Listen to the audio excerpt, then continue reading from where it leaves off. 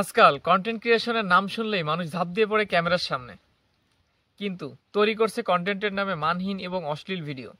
অপরদিকে কন্টেন্ট বলে তাকে যা মানুষের ভিতরে মূল্য যোগায়, নতুন কিছু শেখায় এবং বিনোদন দেয় ইতিবাচকভাবে।